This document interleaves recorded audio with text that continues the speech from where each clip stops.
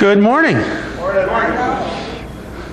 It's a little warmer today than it was last week, which is good, because I'm a bit of a weather wimp. You'll find that out over the winter, you know. I'm okay up until about Christmas, and then it's just going, okay, it's over. You know, we can warm up now. I was talking to a guy this week about televisions, because televisions are so important to us, right?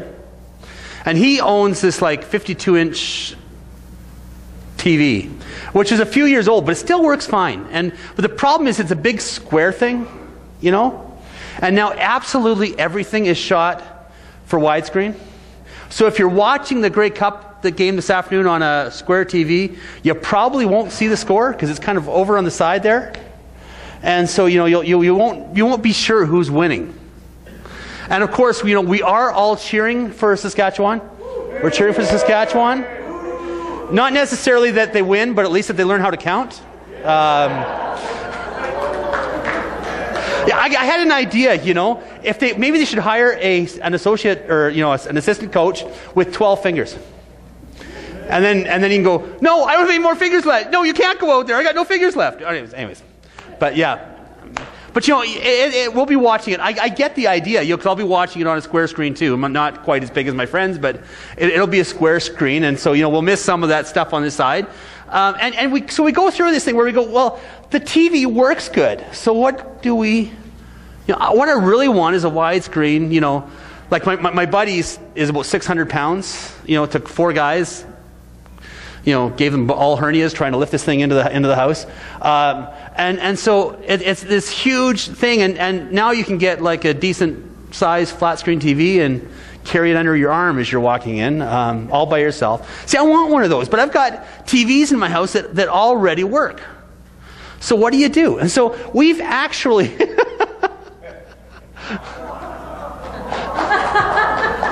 Just the start. That's the start. Just the start of the 52-inch TV fund.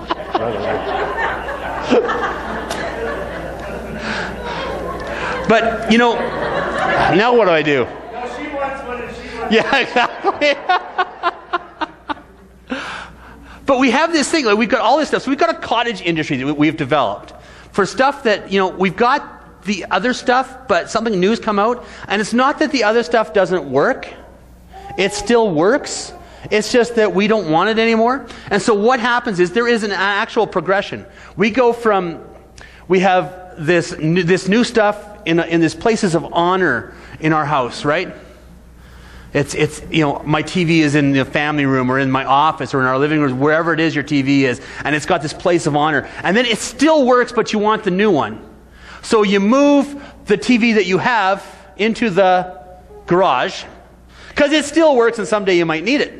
And then you put the new one in the place of honor. And it's not just TVs, it's with everything we do this. We've got this kind of flow going. We liked it once, now we don't like it, it goes into the garage. And sometimes, I know absolutely nobody here has this problem. But sometimes we got so much stuff in our garages that our cars can no longer fit.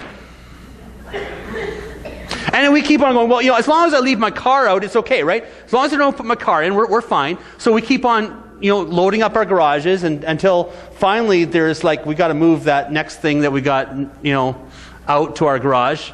And there's no room in the garage.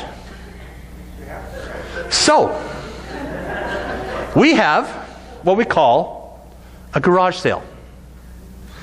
And that's where we move junk around, you know? So, you know, I've got all this stuff that I don't want, but maybe you want it, and maybe you'll pay me money for it. I don't know what I got for $20, but, you know. But you know, so we have this garage sale, right? And our hope is that this thing that really our hope really isn't that somebody, well, maybe it is, will just pay me money and move it to their garage. But you know, really we kind of like to, you know, wow, this is a treasure. I want to move this to the honored position in my house again. And we just do this so often. It's like this old and new thing. So, you know, there used to be a book when I was growing up. I used to read books. Still do actually, but there used to be a book called Never Trust Anyone Over 30. So like when I'm 18, that sounds like good advice. But you know there's a problem.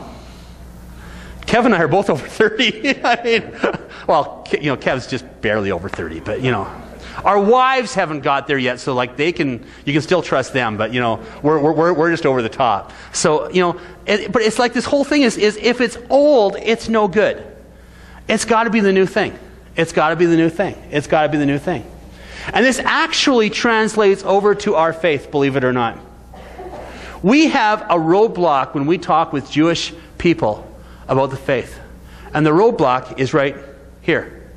Because in this book we have the Old Testament and the New Testament. And the idea that just comes just by the way we name that is that the old no longer has as much value. It has been superseded by the new. And so we've got Christians. I got Christians that read my blog, and I've been spending a lot of time in the Old Testament. And they're going, man, I've never read the Old Testament before. Didn't know all that stuff was in there. And I'm going, well, it is valid. But it's a roadblock because the idea is that the old will take over what is, or will be replaced by what is new. And so for us, the New Testament takes over the Old Testament. So if you've heard me sometimes, I tried. I'm not perfect at this, but I try to say the Hebrew Bible and the Christian Testament. Because I think both are valid, and I want to make sure that we're understanding that these are both valid things. So this morning we will read mostly out of the Christian Testament, but there will be a Hebrew Bible passage this morning. Why I'm saying all this is because I want to get across that we are moving into a series called Reinvent, and we're not trying to say that this is all new stuff. It's just that, it's the way God designed it, but we just want to make sure that we're understanding it properly. I had a lady a number of years ago who came up to me, and she was like 80, 90, 100, somewhere in there. She was getting up there, a little older than all of you. And she said, I don't know about the preacher anymore. I don't hear anything new out of him. And I'm going, you know what? If you've been going to church for 80 years, new is called heresy. I mean, you probably should have heard this before, at least a little bit. So, I'm glad that you're not hearing anything new coming out. Maybe a new way of saying it, but we believe our beliefs have gone before, and they've gone before, and we are at the end of a line, and we are not trying to say that this is new and this is a weird way that we're reinventing this. We're just saying, hey, listen, maybe we need to take a look and try to understand. So with that. Today we're going to start off with reinventing the children of God. And we're going to read from 1 Peter. 1 Peter chapter 2. And I'm going to start reading at verse 4. It should be in your notes. It's on the screen, and it's actually in the Bible if you have brought one with you. 1 Peter chapter 2. And Peter starts off his passage by saying, as you come to him, the living stone, rejected by men, but chosen by God and precious to him, you also, like living stones, are being built into a spiritual house to be a holy priesthood, offering spiritual sacrifices acceptable to God through Jesus Christ. Stop there.